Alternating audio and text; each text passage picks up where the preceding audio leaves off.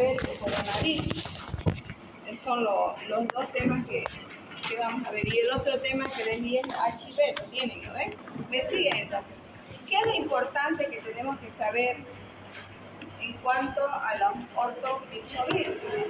Si ustedes ven acá en ese cuadrito que les he mandado, ustedes tienen la familia, cuáles son las que producen las infecciones virales, las infecciones respiratorias. Entonces, eso es lo que tenemos que aprender. Aquí estamos hablando de los ortomixovirus, estamos hablando de los paramixovirus, del coronavirus, adenovirus y los parvoviridae. Entonces, estos serían todos los virus, las familias que están involucradas en lo que es las infecciones respiratorias, la gripe, el resfrío, todo eso. ¿Listo? Bien.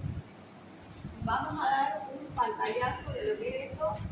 En la familia de los ortomixovirus, el género que lo vamos a encontrar nosotros se llama el género influenza. Lo tienen ahí en su papelito, fíjense, vayan marcando. Fíjense ustedes que este virus de influenza a su vez está con 3 géneros y hay un 4 género.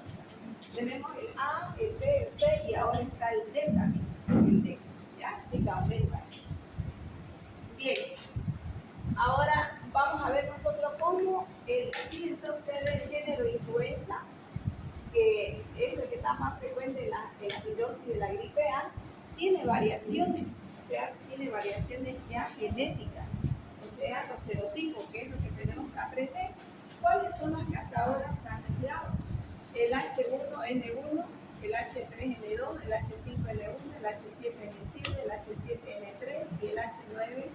Entonces, las variaciones genéticas las encontramos en el virus tipo A. ¿Sí? Ahora, si analizamos el influenza B, vamos a ver que es responsable del virus de la gripe B. Y el influenza virus C es responsable del virus de la gripe C. Y el D responsable del virus de la gripe D. Bien. Ahora nos vemos al grupo, a lo que es la familia, fíjense la familia, los paramixos, tiene 2 géneros, el retrovirus y el rubulavirus. Estos a su vez están constituidos por qué tipo de virus. Aquí tenemos todos los virus para influenza en este grupo, donde lo enumeramos el 1, el 2, el 3 y el 4. Lo está siguiendo en su cuadrito, ¿sí? Tal como está en el cuadro. Bien. Hasta ahora lo que se ha identificado es en el virus para influenza 4 ya hay subtipos variantes ya. Y está ahí el BP1-4A y el BP1-4B. Entonces ahí ya se han identificado subtipos. Bien, ahora miramos los metaneumovirus. Si vemos ahí,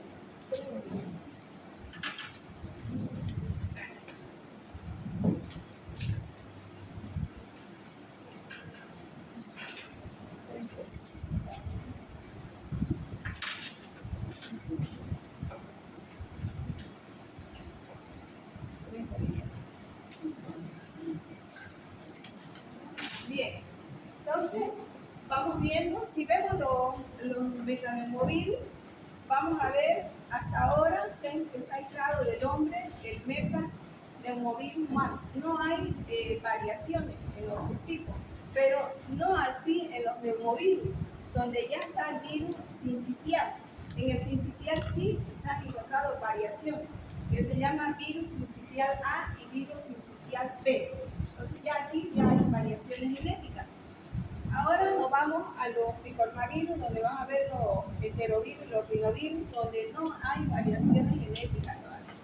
Y luego tenemos los coronavirus, donde vemos variaciones genéticas que hasta ahora se han ido dando, el 22.9E, el OC43, el SARS, que ahora se dio el 19, el NLG3 y el coronavirus HK1. En la familia de los adenovirus tenemos los adenovirus con los adenovirus. Y en los parvoviridae, los bocavirus humanos. Entonces serían todos los virus que están involucrados en el proceso de infecciones respiratorias de la cabeza. Ahora, sigamos. Hay otro cuadrito que tenemos ahí. Fíjense ustedes, este cuadrito lo que trata y explica es la virulencia y la capacidad de patogénesis de estos virus. Como dice ahí, si vemos, por ejemplo, tenemos, si ustedes ven, tienen desde el 2, tienen el 2, tienen el 3, y si lo vamos a ver acá, estamos hablando de una frecuencia de símbolos, se llama esto. Cuando hablamos del 2, de signo más, es una pequeña proporción de casos que se ha dado ahí en su hojita, dice, fíjense, el 3 proporción considerable y el 4 en la mayoría de los casos. Eso se debe a la epidemiología. Ahora, si miramos acá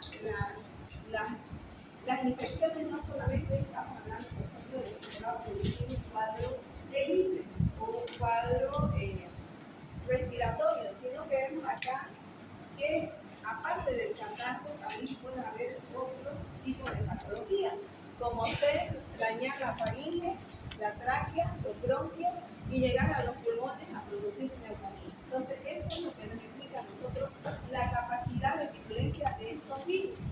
Y si vemos aquí, vamos a nosotros lo que nos interesa es ver que no solamente va a afectar la cabeza, sino que va a ir ya bajando a faringe, va bajando a bronquio, a la tráquea y por último para llegar a la diseminación de lo que es el pulmón. Y vemos aquí cuáles son esos que nos han dado todo este problema de neumonía. Si lo vemos acá, estamos mirando desde dónde vamos, desde el virus, influenza A. Tenemos el B, tenemos los rinovirus, los coronavirus, si ven ustedes, los enterovirus y los adenovirus. Entonces, por esa razón es que de acuerdo a esta epidemiología se trabajan los paneles respiratorios. ¿En qué consiste eso? Son paneles múltiples que se dan, donde se hacen primer y se colocan todos estos virus. Entonces, cuando se sospecha, por ejemplo, de una neumonía, el panel viene con los 20 virus, las 20 variaciones que ya se han hallado en el hombre produciendo neumonía.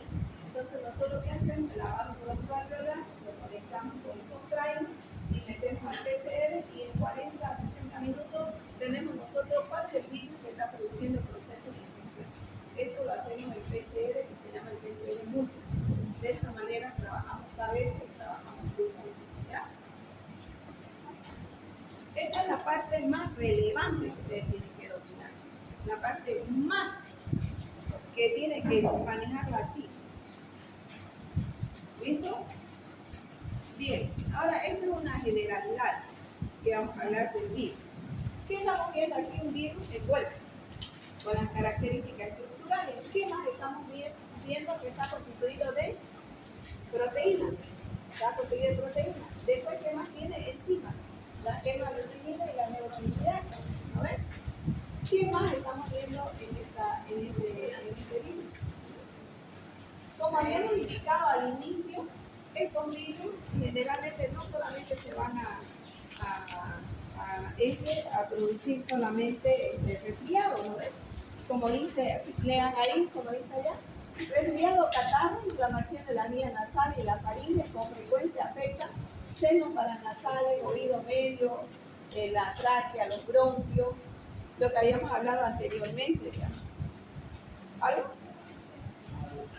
¿Cómo que no hay? Solo la imagen no hay, la teoría no hay. La imagen no hay. Va, entonces se olvidaron. Y atrás, ahí está el del coronavirus.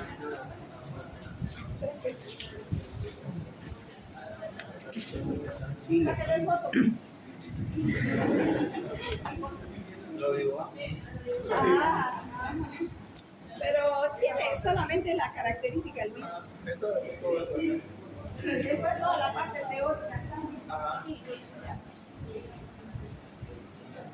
Bueno, el periodo de incubación estamos hablando de 12 y 72 horas. ¿Cuánto sería 12 horas y 72? Estamos hablando de 3 días. 3 días. Los síntomas característicos: obstrucción nasal, rinorrea, estornudo, molestia o dolor de garganta y tos en algunos casos. La máxima expresión clínica de esta virosis se da después de los 3 días, ¿no? Y se acentúa más ya a la primera y segunda semana. ¿Está bien? Hasta los 15 días muchas veces dura, chicos. Tómenlo en cuenta eso.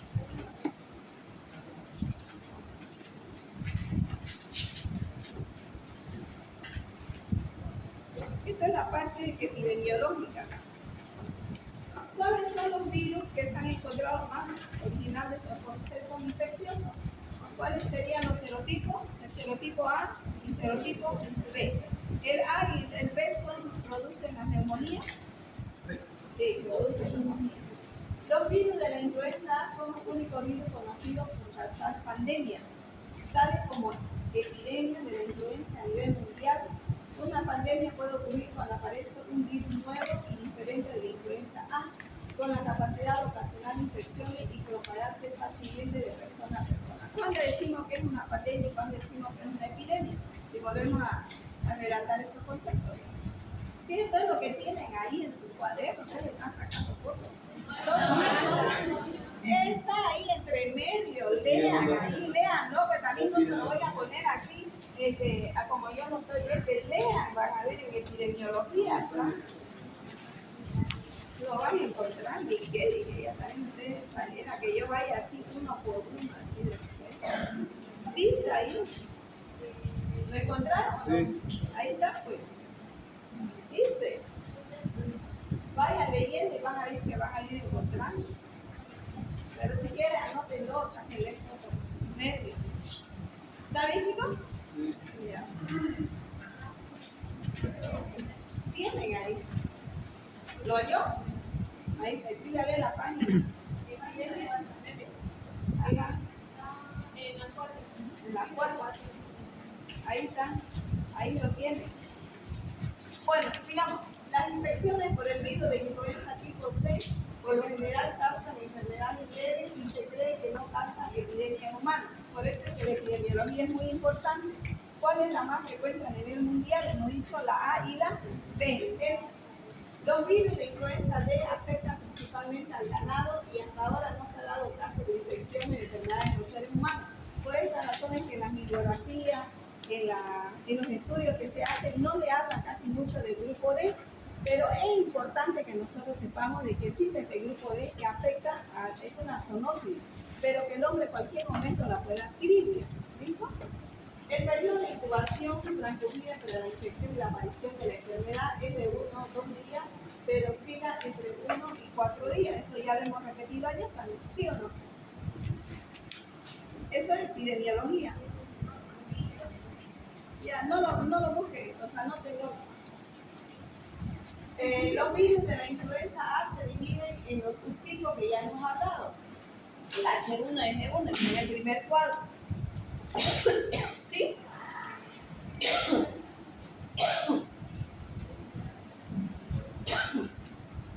Ya no le voy a decir eso porque ahorita van a querer buscarlos ahí. Voy a pasar esto.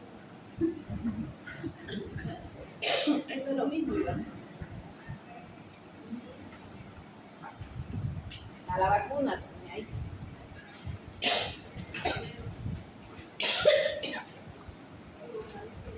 Ya.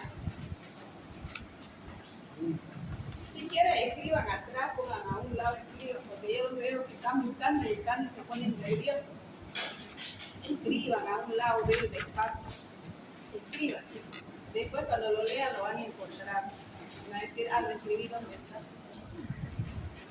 Pero escríbanlo. ¿Quieren? ¿Ya? La vacuna contra la influenza. Algunas vacunas contra la influenza estacional están formadas para proteger contra el virus de la influenza, conocida por causar epidemias, pandemias. Vuelvo a repetir lo mismo. ¿Ya? Vacunarse contra la influenza puede proteger contra la virosis. La vacuna contra la influenza estacional no protege contra los virus de la influenza C y D y contra virus de influenza zoonótica. Eso ya lo sabemos. Además, la vacuna contra influenza no protege contra otras infecciones y enfermedades ocasionadas por otros virus, que también pueden causar síntomas similares a la de la influenza. Explico esto, ¿a qué me refería? Supongamos, digamos, que a mí me da estornudo, me da dolor de cabeza, me da gonorrea, me da inflamación de los senos paranasales, me viene tos. Y yo voy a la emergencia, en la emergencia me van a decir que es influenza, me van a decir que es adenovirus, me van a decir que es metanovirus, me van a decir que es coronavirus. Pregunto. No, porque todo es la misma sintomatología. La única forma que yo le voy a decir si es o no es a través de qué, de un PCR para buscar el ácido nucleico del virus. ¿Sí?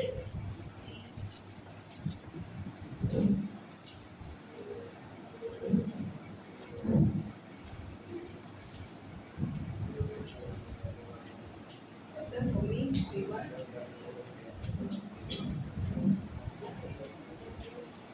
No, eso no. Ya, esto sí. ¿Cuáles serían lo que nosotros debemos considerar? Ahí lo tienen en complicaciones, lo tienen en patología, todo. Es lo mismo que de una infección respiratoria en un anciano, o un hipertenso, un diabético, un paciente con enfermedad obstructiva crónica, una eco pulmonar obstructiva crónica, que le dé a un paciente de 25 años sin enfermedad del vaso. No, eso es lo que está tratando la diapositiva. ¿Dónde va a ser más complicado? ¿Dónde van a estar los síntomas más relevantes? ¿En qué tipo de paciente? En los que tienen enfermedad de base, los que tienen la edad más grande. Eso es lo que trata aquí, nada más. Y eso lo tienen en su hoja.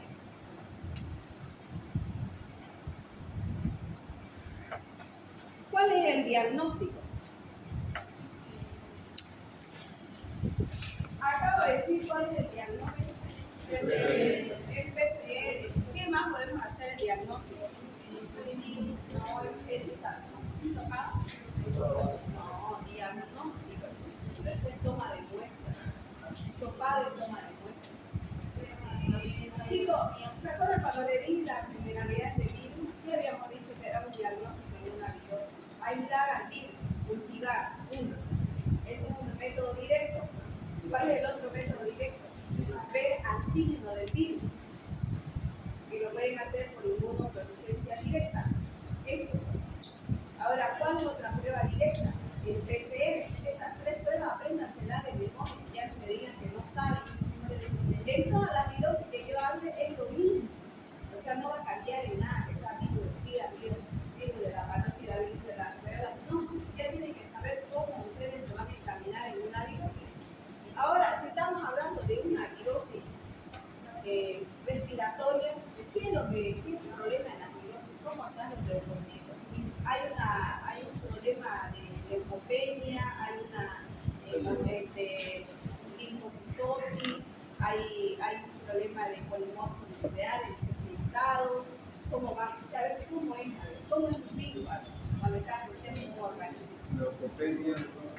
Leucopenia, linfocitosis, exactamente.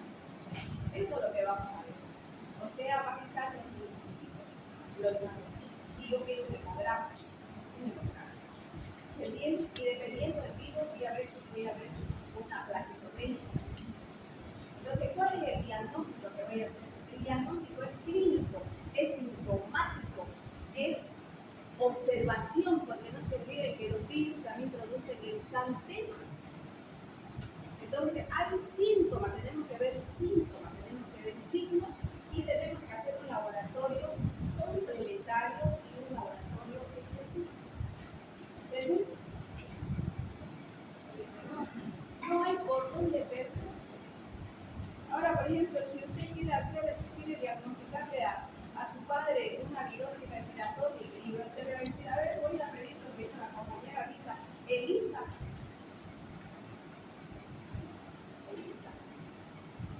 Pregunto yo, compañera, ¿ELISA puede ser? No, pues, ¿cuántas familias hemos visto involucradas en la gripe, en los virus respiratorios? ¿Cuántas familias eran? ¿Cero? ¿5 o 6? ¿Y cuántos géneros? Altísimo. ¿Cuántos serotipos? Altísimo. Entonces, ¿cómo usted con una ELISA va a poder dirigir un diagnóstico? ¿Puede hacer un diagnóstico con ELISA?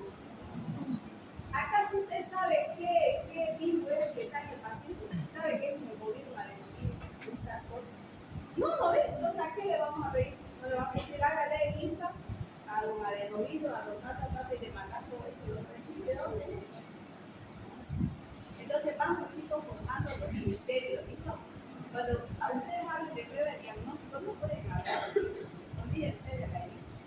No es en todos los diagnósticos. ¿Cuál es el tratamiento? ¿Hay tratamiento cuando hay una gripe específico? No, el tratamiento es sintomático, nada más. ¿Y cuáles son los síntomas? La fiebre, quema, dolor de cuerpo, salida de líquido de la nariz, dolor de cabeza. ¿No? En algunos pacientes de la en algunos pacientes hay tuvimos el otro día una doctora que llegó con diarrea, le dolía la cabeza, le dolía el cuerpo, y llegó a la emergencia, la medicamos y se fue a su casa. Después de 3-4 días la empeoró y la volvieron a traer de emergencia. Y ya la especie le sacaron las pruebas para aquí y salió que tenía un poco. Y ahorita ya la doctorita es mayor y ahorita se ha complicado mucho. Porque ya pasó más de una semana. Y acuerdan ustedes que ya cuando ya nosotros estamos en 15 días, damos lugar al virus que baje de cabeza y se venga por acá y llega al pulmón. Y ahí nos haga el problema. Cuando está aquí en la cabeza todavía lo podemos eliminar. ¿Sí o no? Lo podemos. Pero cuando ya ingresa y peor, si la persona la edad, hipertensa, todo ya, ahí ya se nos va a complicar el paciente. ¿Sí o no? Entonces recién lo determinaron después que volvió después de una semana. Le pidieron prueba para COVID y salió positivo. Pero en la emergencia no lo hicieron. Entonces la paciente se fue nomás con un analgésico, se fue a su casa, ya cuando algo ya esperaba, ya la han traído, pero ya está complicadita. Por eso le digo, siempre es bueno. ¿Cuál es la transmisión? ¿Cuál es la transmisión? Es respiratoria, ¿no? Saliva, estornudo, o comer cosas que la misma irán a la otra persona. Los chupetes de antes, que uno compraba un chupete, lo chupaba, recuerda que el chupete enfermaba, no había plata.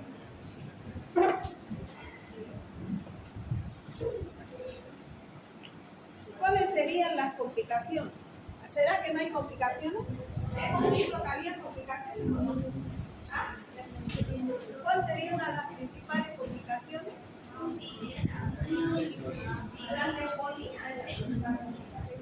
Pero también no solamente afecta, como dijimos, a la cabeza, a la vía respiratoria, a los ojos, a la ¿qué más nos obliga cuando tenemos una gripe ya? Por desgracia se nos viene una infección vista, digamos. ¿Qué dice ahí? Oído. La otitis media es una de las complicaciones. ¿Qué más tenemos? Asma. ¿Qué más? ¿Qué otras infecciones más? La neumonía, la laringitis, los bronquios. Por eso te dice que los pediatras a veces dicen, señora, si su hijo enferma muy seguido de infección respiratoria, cuidado que su hijo termine siendo viejo con bronquiolitis. Por eso la mamá cuando uno le dice, tiene bronquiolitis, su hijo lo que quiere es que salga, porque si no, si vos lo dejas a más cuidar al niño sin tratamiento, esa persona puede llegar a desarrollar asma en adulto y queda mal. Por esa razón es que siempre el pediatra medica y tiene que tratar y cuando es niño o bebé, eliminarle esa infección, porque si no, vamos a tener un viejo asmático o con bronquiolitis. Entonces serían las complicaciones más graves. Coronavirus. ¿El coronavirus será que es un virus envuelto o es un virus desnudo? Vuelto. Entonces, ¿de qué está constituido?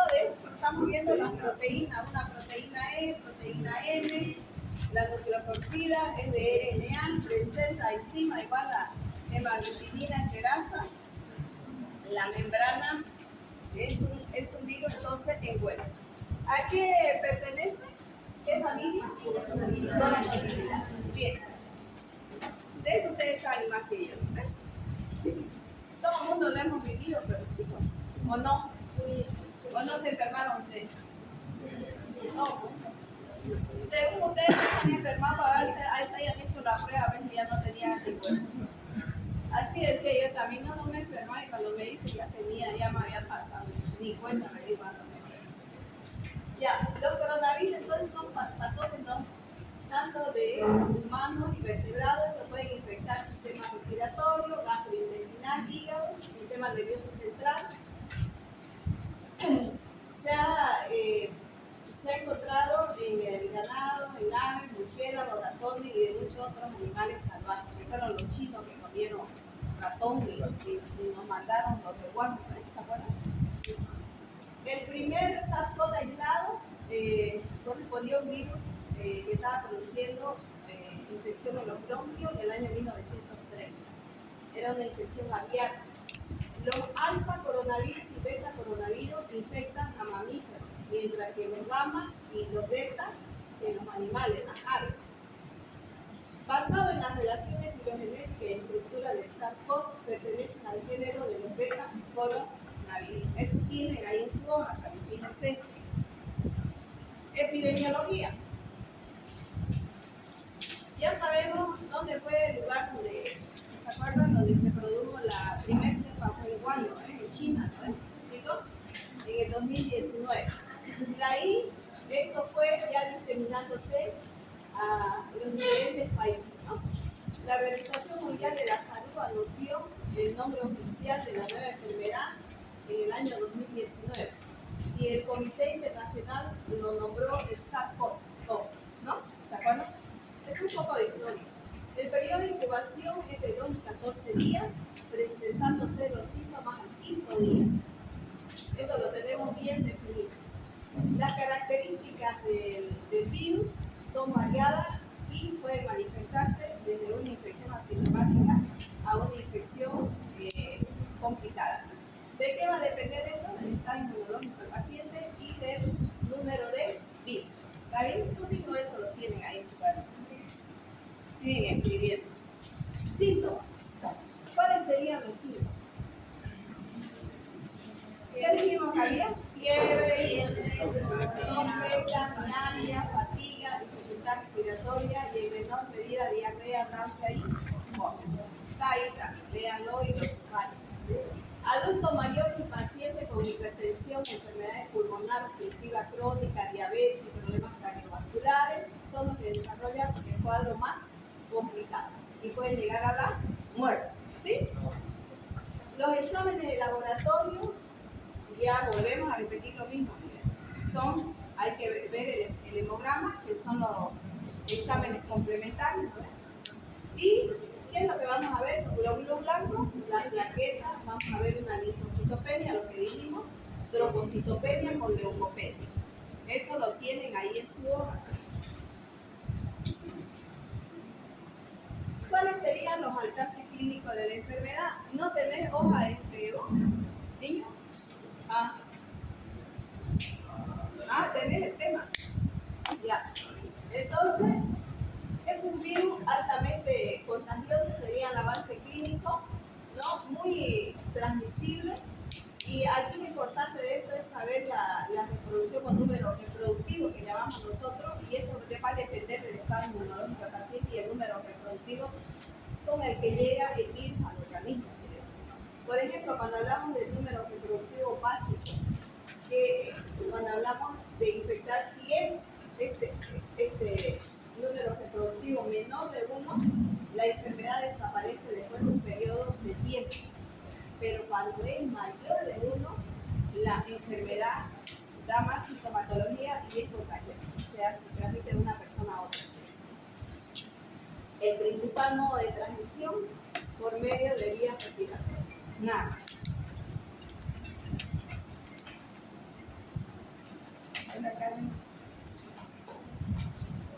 ¿Cómo le fue?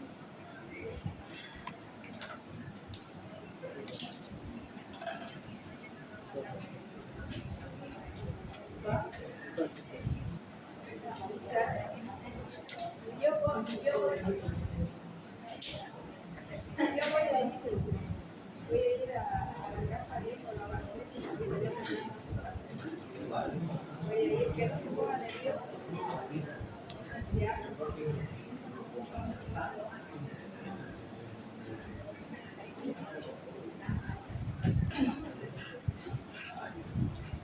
Fíjense la fase de evolución, tenemos la primera semana, que es la primera fase, ¿no?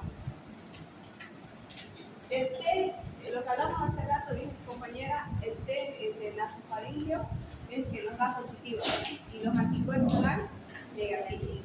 En la segunda fase, o la fase 2, que es la pulmonar, que se da a partir de 15 días, la fase donde se complica con neumonía. Ahí vamos a ver positivo el PCR, pero ya dónde lo vamos a ver positivo, ya no en la nariz, sino ya en pulmón, en los pares, en los escudos, en la banda broncoalveolar. Y la tercera fase inflamatoria, que va después del día 15 y ya se presenta en todos los casos y se da seguramente en el tipo de paciente ya arriba de los 60 años y ya va a haber con problemas ya de neumonía, ¿no? ¿Cuáles serían la evolución? Se presenta o leve o moderada y ya la evolución va a ser controlando la temperatura, el oxígeno, la fría de oxígeno y sobre todo la mortalidad aumenta ya en esta fase, ¿no? Las complicaciones que se dan en este tipo de pacientes puede ser renal, puede ser pulmonar, puede ser séptico, puede ser neumonía por mixta o infección secundaria. ¿Se entiende esto? Generalmente aquí ya no está el virus en esta complicación. Ya el virus pasó, ya hizo toda su replicación. Aquí ya el paciente muere, pero no por el virus, sino por las complicaciones del virus. ¿Se entiende, chicos? ¿Ah? Sí, ya, bien. Vamos con el virus HIV. ¿Están todos? Ay, ya no se aguanta. Sumamente calientes. Bueno, veamos entonces el virus HIV, que pertenece a los virus de la familia de los retrovirus. Me da pena, a mí también me hace calor. ¿Ah? Otra que tenga ahí. Ahí dan de cuenta que estamos en Potosí. Terminemos nomás, chicos, no hay algo. Por último, vamos a tener que pasar clases por Zoom. Sí. Pasamos 2 clases a la semana por Zoom si quieren y no vienen a la reunión. ¿Ah? No me queda otra porque esto es gringo. Pero la macana es que no van a tener las hojas.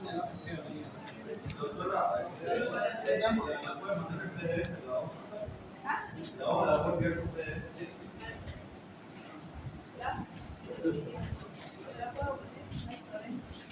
Dependiendo de qué dicen ustedes, no. Ya, veamos entonces al virus. ¿Qué dicen con este virus? ¿De qué está constituido? ¿Qué vemos? ARN, donde hay es un ARN monocatenario y debe hacer una copulación para hacerse e integrarse al genoma del ADN. Aquí interviene la enzima transcriptasa, la proteasa, si ven la integrasa, que ven ahí, y también es un virus en web. Hasta ahí no. Eso es para que ustedes tengan un conocimiento general. Yo nunca le pregunto en el examen qué ácido nucleico, cuántas enzimas, cuántas proteínas, no. Solamente lo vamos a la parte clínica, ¿no? Nada. Ahora, ¿qué tropismo tiene este virus? ¿A dónde tiene tropismo?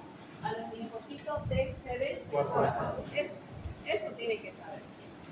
Enlace de fisión. El virus empieza su ciclo de vida cuando se liga al receptor de los linfocitos TCD4, como dice ahí, ¿no? Y recién ahí, cuando se fusiona, ¿qué es lo primero que libera? Su ácido nucleico. Bien. ¿Qué sucede en la fase aguda? Si vamos a...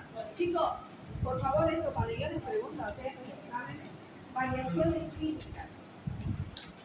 Clínica de la enfermedad.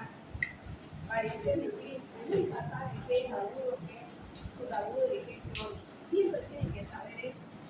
Esta, por ejemplo, es la fase aguda. ¿Cuándo empieza el momento que el virus adquiere el hombre? ¿No? El virus se propaga en el cuerpo de la persona infectada a través de los fluidos corporales. ¿Ya? ¿Cuáles serían los fluidos corporales? Espermatozoides, ¿verdad? Y para los niños la leche de la lactancia. ¿Ya? El plazo de días del virus se infecta no solo las células expuestas inicialmente, por ejemplo, la célula de la mucosa vaginal o rectal, en el caso de una infección por vía sexual, sino también por los ganglios linfáticos. Se multiplica dentro del organismo hasta alcanzar niveles propios de la infección crónica. El tejido linfóide de los intestinos es la reproducción inicial del virus. ¿Por qué? Porque ahí hay un alto contenido de linfocitos T CD4. Eso subraya, eso es importante.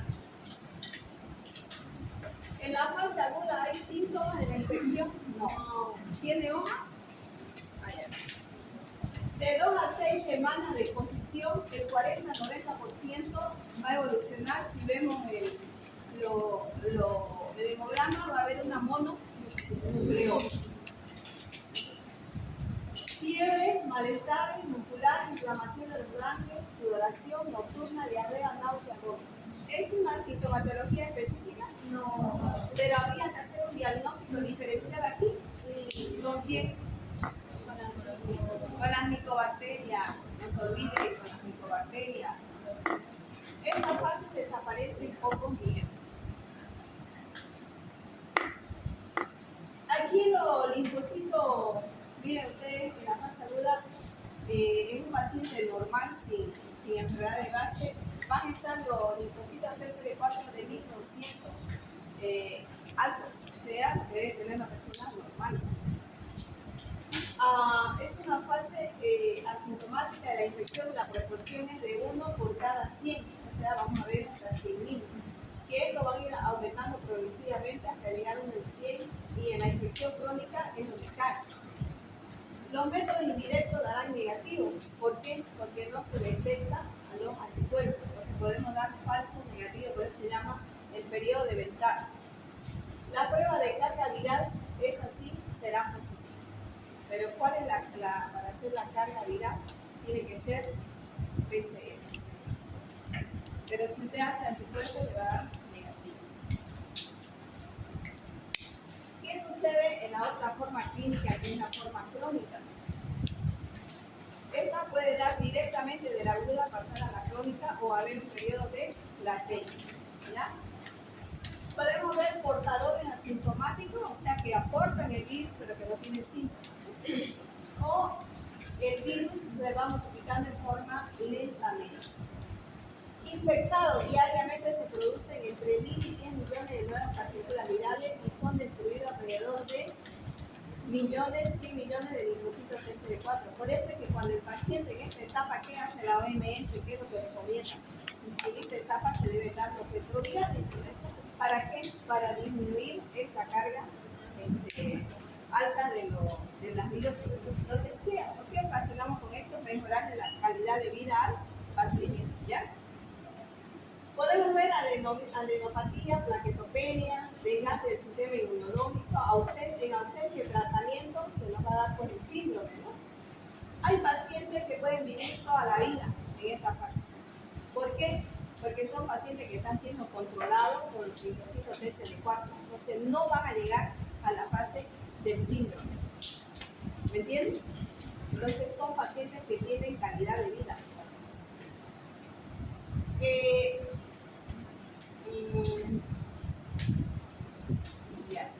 Cuando el paciente no está siendo tratado con los retrovirales, ¿qué va a llegar a pasar en este tipo de pacientes? Se va a desarrollar el síndrome.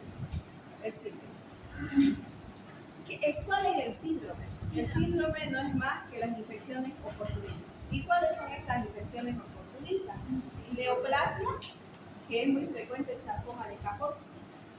Las bacterias, los micobacterias, la salmonella, listeria, legionela, parásitos, los neumocitis, cariños, toxoplasma, cristoporidio, enterofiloides, hongos, las cándidas, los criptococos, aspergillus, otros virus, citomegalovirus, herpes simple, varicela zoster y virus de Steinbach. Eso se llama el síndrome de inmunodeficiencia humana. ¿Está bien?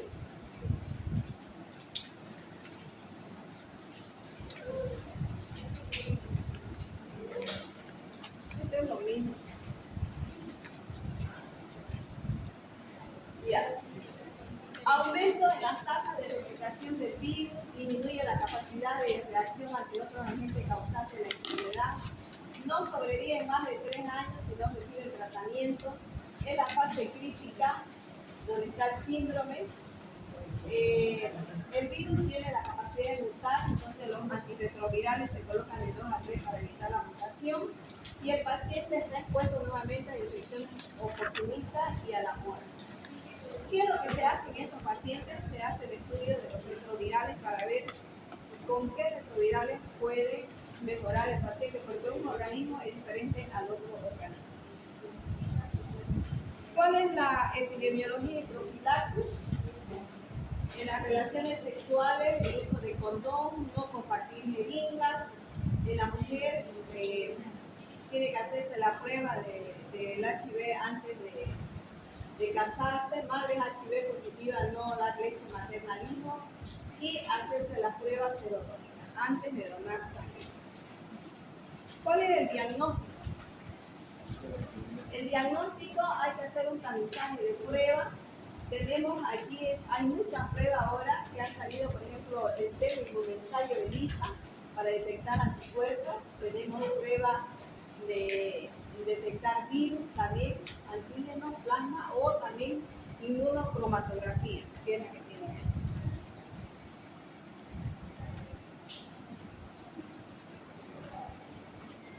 ¿Cuáles serían las pruebas complementarias? Es el recuento de los linfocitos TCD4. Tratamiento serían los antivirales.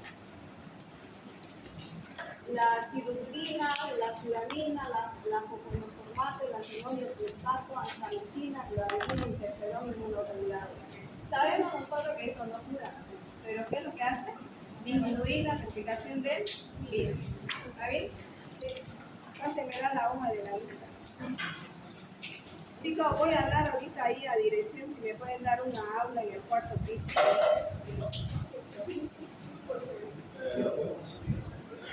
¿Qué quieren?